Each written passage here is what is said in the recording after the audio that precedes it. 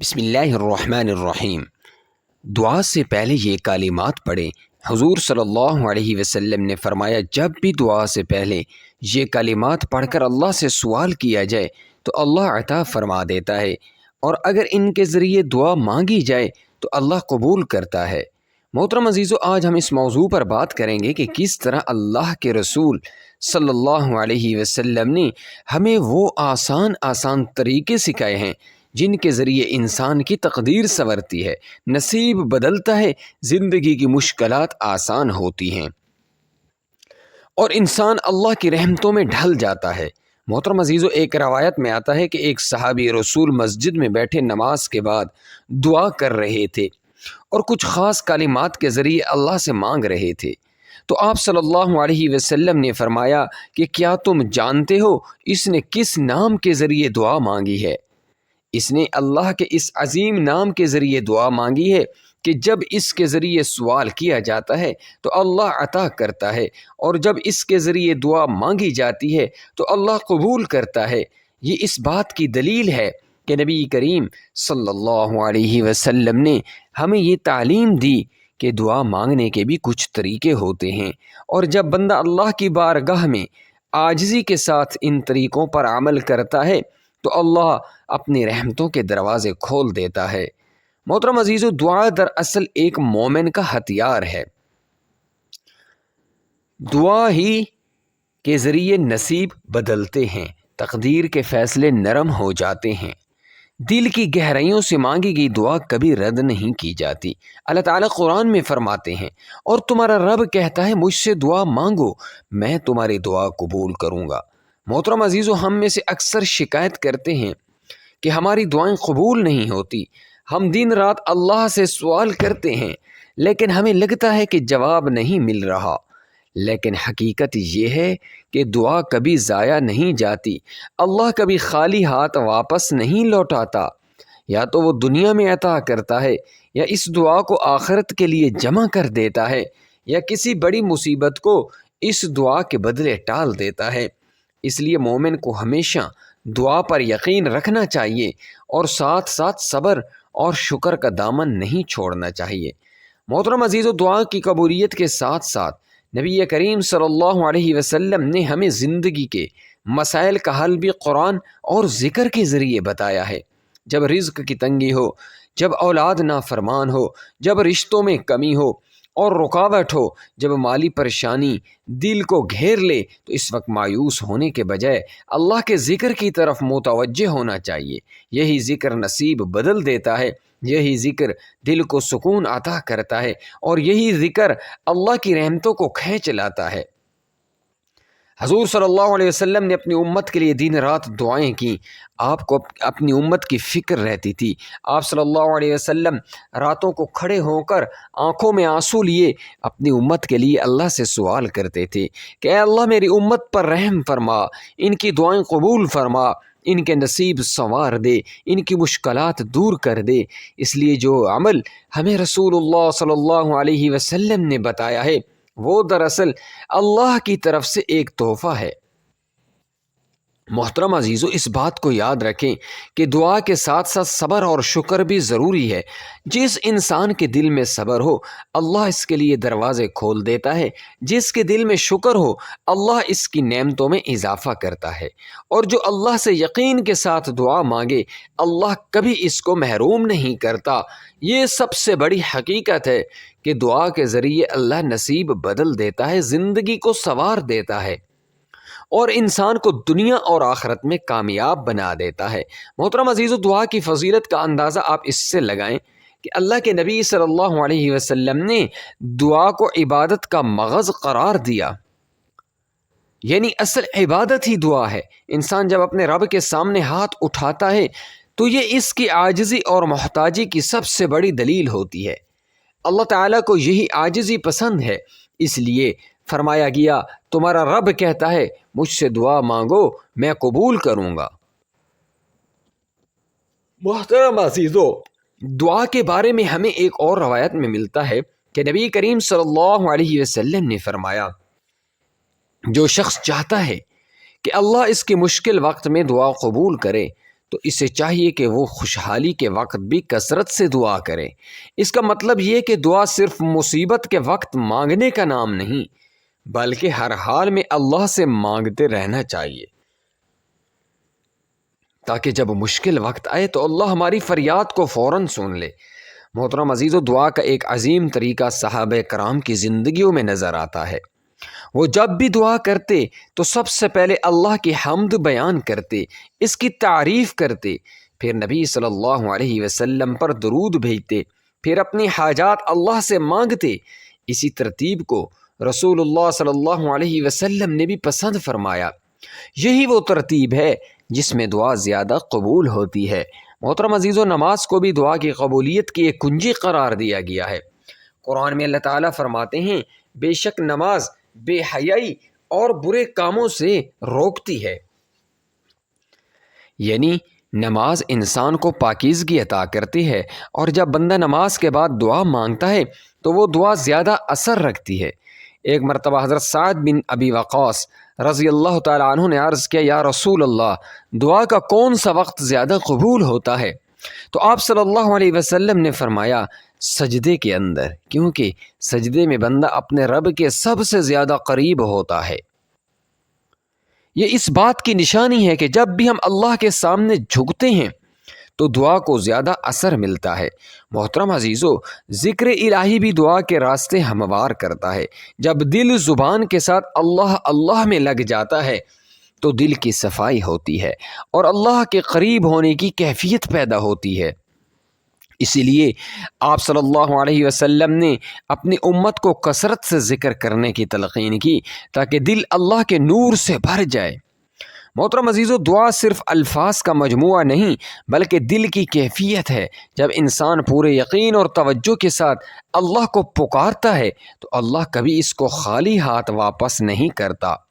ایک مرتبہ حضرت عمر بن خطاب رضی اللہ تعالیٰ عنہ نے فرمایا، مجھے اس بات کی فکر نہیں ہوتی کہ میری دعا قبول ہوگی یا نہیں، بلکہ مجھے اس بات کی فکر ہوتی ہے کہ میں اللہ سے صحیح طرح دعا مانگ رہا ہوں یا نہیں۔ کیونکہ جب بندہ دعا مانگنے میں اخلاص کے ساتھ کھڑا ہو جاتا ہے تو اللہ خود اس دعا کو قبول فرما لیتا ہے۔ محترم عزیزو، دعا کا یہی وہ راز ہے جس کی وجہ سے نصیب بدل جاتے ہیں، مشکلات آسان ہو جاتی ہیں، بیماریاں دور ہو جاتی ہیں، دلوں میں سکون اتر آتا ہے اور اللہ اپنی رحمتوں کے دروازے کھول دیتا ہے۔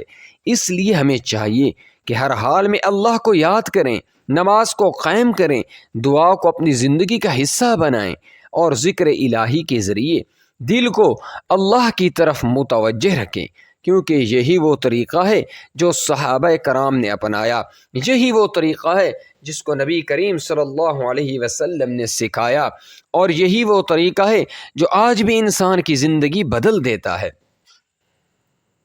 محترم عزیزو، دعا کی حقیقت کو سمجھنے کے لیے انبیاء علیہ السلام کی زندگیاں ہمارے سامنے بہترین مثال ہیں۔ ان کی دعاؤں میں عاجزی بھی تھی، یقین بھی تھا اور اللہ پر کامل بھروسہ بھی تھا۔ اس لیے اللہ تعالیٰ نے ان کی دعاؤں کو قبول فرمایا اور مشکل ترین حالات میں انہیں اپنی رحمت سے نوازا۔ حضرت موسیٰ علیہ السلام کا واقعہ دیکھ لیجئے۔ جب وہ فرعون کے ظلم سے تنگ آ کر اپنی قوم کو لے کر نکلے تو سامنے دریا تھا اور پیچھے فرعون کا لشکر تعاقب میں تھا۔ قوم گھبرا گئی کہ اب تو ہمارا خاتمہ یقینی ہے، لیکن موسیٰ علیہ السلام نے یقین کے ساتھ کہا، ہرگز نہیں، میرا رب میرے ساتھ ہے، وہ ضرور مجھے راستہ دکھائے گا۔ یہی بھروسہ تھا جو موسیٰ علیہ السلام کے دل میں تھا، اور اللہ نے دریا کو پھاڑ کر ان کے لیے راستہ بنا دیا تاکہ وہ اپنی قوم کو بچا سکیں۔ یہ دعا اور یقین کا وہ عملی نمونہ ہے جو ہمیں بھی یہی سکھاتا ہے کہ مشکل کتنا ہی بڑا ہو، اللہ پر یقین کامل رکھو تو راستے خود بخود کھل جاتے ہیں۔ محترم عزیزو، اسی طرح حضرت زکریا علیہ السلام کا واقعہ دیکھ لیجئے۔ بڑھاپے کی عمر میں جب ان کی کوئی اولاد نہ تھی تو انہوں نے اللہ سے عرض کیا، اے میرے رب، مجھے اپنی طرف سے نیک اولاد عطا فرما، بے شک تو ہی دعا کو سننے والا ہے۔ اور اللہ نے انہیں حضرت یحییٰ علیہ السلام جیسا نبی عطا فرمایا۔ حالانکہ ظاہری اسباب نہ تھے، لیکن یہ دعا اور یقین تھا جو قبول ہوا۔ محترم عزیزو، حضرت ایوب علیہ السلام کا حال بھی سن لیجئے۔ جب وہ سخت بیماریوں اور مصیبتوں میں مبتلا ہوئے تو انہوں نے اللہ سے عرض کیا، بے شک مجھے بیماری نے چھو لیا ہے اور تو سب سے بڑھ کر رحم کرنے والا ہے۔ اللہ نے ان کی دعا کو قبول کیا اور شفا عطا فرمائی، ان کے کھوئے ہوئے مال، اولاد اور صحت سب کچھ واپس عطا کر دیا۔ یہ اس بات کی دلیل ہے کہ مشکل کتنا ہی بڑا ہو، اللہ کے سامنے گڑ گڑا کر دعا مانگو تو وہ اپنے بندے کو خالی نہیں لوٹاتا۔ محترم عزیزو، صحابہ کرام کی زندگیوں میں بھی دعاؤں کی قبولیت کے بے شمار واقعات ہیں۔ حضرت عمر بن خطاب رضی اللہ تعالی عنہ بارش کے لیے دعا کرتے تو اللہ بارش نازل فرما دیتا۔ حضرت سعد بن ابی وقاص رضی اللہ تعالی عنہ کی دعا قبولیت کے لیے مشہور تھی۔ آپ دعا کرتے اور اللہ فوراً قبول فرما دیتا۔ ایک مرتبہ ایک شخص نے حضرت سعد پر جھوٹا الزام لگایا تو انہوں نے بد دعا کی اور وہ شخص فوراً اس بد دعا کا شکار ہو گیا۔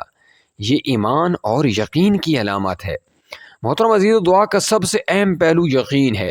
نبی صلی اللہ علیہ وسلم نے فرمایا، دعا مانگتے وقت یہ یقین رکھو کہ اللہ تمہاری دعا کو قبول کرے گا، اور جان لو کہ اللہ اس دل کی دعا کو قبول نہیں کرتا جو غافل اور بے توجہ ہو۔ یہ حدیث ہمیں یہ سبق دیتی ہے کہ دعا صرف زبان سے الفاظ ادا کرنے کا نام نہیں، بلکہ دل کو اللہ کے حضور جھکانے کا نام ہے۔ یقین اور بھروسہ وہ کنجی ہے جو دعا کے دروازے کھول دیتی ہے۔ محترم عزیزو، دعا کے اثرات تاریخ میں بار بار نظر آتے ہیں، کبھی انبیاء کی زبان سے تو کبھی صحابہ کرام کی زبان سے اور کبھی اولیاء اللہ کی زبان سے۔ ان سب کا ایک ہی اصول تھا، یقین کامل، عاجزی اور اللہ پر توکل۔ آج بھی اگر انسان اسی یقین کے ساتھ اللہ سے مانگے تو اس کے رزق کی تنگی دور ہو سکتی ہے، اس کے رشتوں کی الجھنیں سلجھ سکتی ہیں اور نافرمان اولاد کی ہدایت نصیب ہو سکتی ہے، بیماریوں سے شفا مل سکتی ہے اور سب سے بڑھ کر دل کو سکون نصیب ہو سکتا ہے۔ محترم عزیزو، دعا وہ ہتھیار ہے جو مومن کو ہر حال میں طاقت دیتا ہے۔ یہ غریب کا خزانہ ہے، بیمار کا علاج ہے، پریشان حال کا سکون ہے اور اللہ کی رحمتوں کو کھینچنے کا ذریعہ ہے۔ اس لیے ہمیشہ یاد رکھیں، اللہ کبھی مانگنے والے کو خالی ہاتھ نہیں لوٹاتا، بس شرط یہ ہے کہ دل یقین سے لبریز ہو اور زبان عاجزی سے پکارے۔ محترم عزیزو، دعا دراصل ایمان کی روح ہے۔ یہ وہ طاقت ہے جو مومن کو سب سے بڑی مصیبت میں بھی ہمت اور حوصلہ دیتی ہے۔ دعا مومن کا سہارا ہے۔ دعا اللہ کے بندے کو اللہ کے قریب کر دیتی ہے۔ دعا ایسی عبادت ہے جس میں انسان کا دل، زبان اور روح سب کچھ شامل ہوتا ہے۔ قرآن پاک میں اللہ تعالیٰ نے کئی مقامات پر اپنے بندوں کو دعا کی طرف بلایا ہے، جیسا کہ اللہ تعالیٰ نے فرمایا، مجھے پکارو میں تمہاری دعا قبول کروں گا۔ یہ وعدہ ہے اس رب کا جو سب کچھ کرنے پر قادر ہے اور کبھی اپنے بندے کو خالی نہیں لوٹاتا۔ محترم عزیزو، دعا کی سب سے بڑی فضیلت یہ ہے کہ یہ اللہ کی رحمت کو بندے کے قریب کر دیتی ہے۔ دعا تقدیر کو بدل دیتی ہے، دعا مایوسی کو امید میں بدل دیتی ہے، دعا دل کے بوجھ کو ہلکا کر دیتی ہے اور دعا انسان کو اللہ کے قریب کر دیتی ہے۔ رسول کریم صلی اللہ علیہ وسلم نے فرمایا، دعا عبادت کا مغز ہے، یعنی عبادت کی اصل حقیقت دعا ہے، کیونکہ دعا کے بغیر انسان کا دل خشوع سے خالی رہتا ہے۔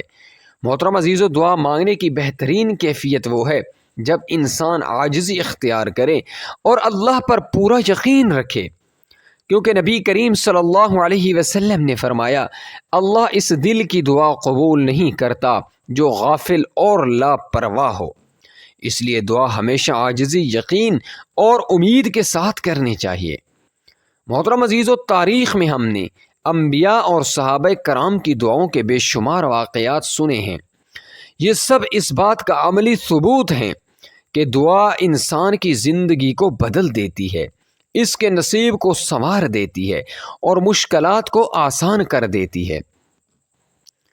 محترم عزیزو، اب ہم جانتے ہیں ان بابرکت کلمات کے بارے میں جو دعا سے پہلے اگر پڑھے جائیں اللہ رب العزت اس دعا کو قبول فرماتے ہیں۔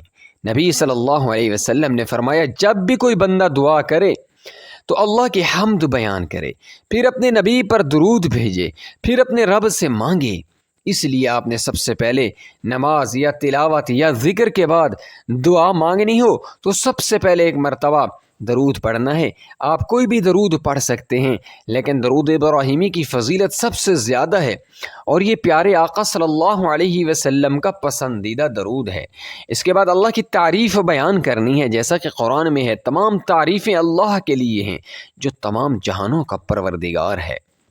اس کے بعد آپ نے وہ کلمات پڑھنے ہیں جو حدیث میں آئے ہیں، اور وہ کلمات یہ ہیں: اللہم لا الہ الا انت المنان بدیع السماوات والارض ذو الجلال والاکرام۔ دوبارہ سن لیں، اللہم لا الہ الا انت المنان بدیع السماوات والارض ذو الجلال والاکرام۔ یہ کلمات بہت عظیم ہے، اور نبی صلی اللہ علیہ وسلم نے فرمایا جب بھی کوئی بندہ ان کلمات کو پڑھ کر دعا کرتا ہے تو اللہ اس کی دعا قبول فرماتا ہے۔ محترم عزیزو، جب آپ یہ کلمات پڑھ لیں تو پھر عاجزی اور خلوص کے ساتھ اپنی حاجت اللہ سے مانگیں، خواہ وہ رزق کی کشادگی ہو، قرض کی ادائیگی ہو، اولاد کی نافرمانی سے نجات ہو، رشتوں کی بہتری ہو، بیماری سے شفا ہو، یا دنیا اور آخرت کی بھلائیاں ہوں۔ پھر آخر میں ایک مرتبہ درود پاک پڑھ کر دعا کو مکمل کریں۔ انشاءاللہ ان کلمات کی برکت سے دعا ضرور قبول ہوگی، اور اللہ اپنے بندے کو عطا فرمائے گا، لیکن شرط یہ ہے کہ یقین کے ساتھ مانگیں، کیونکہ اللہ تعالیٰ نے کبھی اپنے مانگنے والے کو خالی نہیں لوٹایا۔ محترم عزیزو، یاد رکھیں، دعا کے یہ آداب اصل میں دعا کے قبولیت ہونے کے چابیاں ہیں۔ جب بندہ پہلے اللہ کی حمد بیان کرتا ہے، پھر نبی صلی اللہ علیہ وسلم پر درود بھیجتا ہے، پھر ان بابرکت کلمات کے ساتھ دعا کرتا ہے، تو اس کی دعا اللہ کے دربار میں بلند ہو جاتی ہے، اور اللہ اپنی شان کے مطابق اس کو عطا فرما دیتا ہے۔ محترم عزیزو، اس وظیفے کی فضیلت یہ ہے کہ یہ نہ صرف دنیاوی حاجات کو پورا کرنے کا ذریعہ ہے، بلکہ آخرت کے لیے بھی نور اور ذخیرہ ہے۔ دنیا میں اس سے مشکلات آسان ہوتی ہیں، دل کو سکون ملتا ہے اور پریشانیاں دور ہوتی ہیں، جبکہ آخرت میں یہ دعا بندے کے نامہ اعمال کو روشن کرتی ہے اور اللہ کے قرب کو حاصل کرنے کا ذریعہ بنتی ہے۔ نبی کریم صلی اللہ علیہ وسلم نے فرمایا، دنیا میں کسی مسلمان کی دعا اللہ ضائع نہیں کرتا، یا تو وہ اسے اسی وقت دے دیتا ہے، یا اس کے بدلے میں کوئی مصیبت ٹال دیتا ہے، یا اس کا بدلہ آخرت کے لیے جمع کر لیتا ہے۔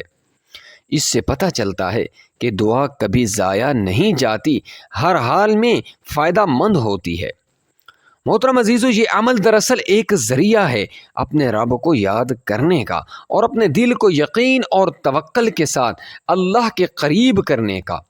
اس عمل سے رزق میں برکت ملتی ہے، اولاد نیک ہوتی ہے، دل کو سکون ملتا ہے، رشتے مضبوط ہوتے ہیں، بیماریوں سے نجات ملتی ہے، اور سب سے بڑھ کر انسان کا ایمان پختہ ہوتا ہے اور اللہ پر بھروسہ مضبوط ہوتا ہے۔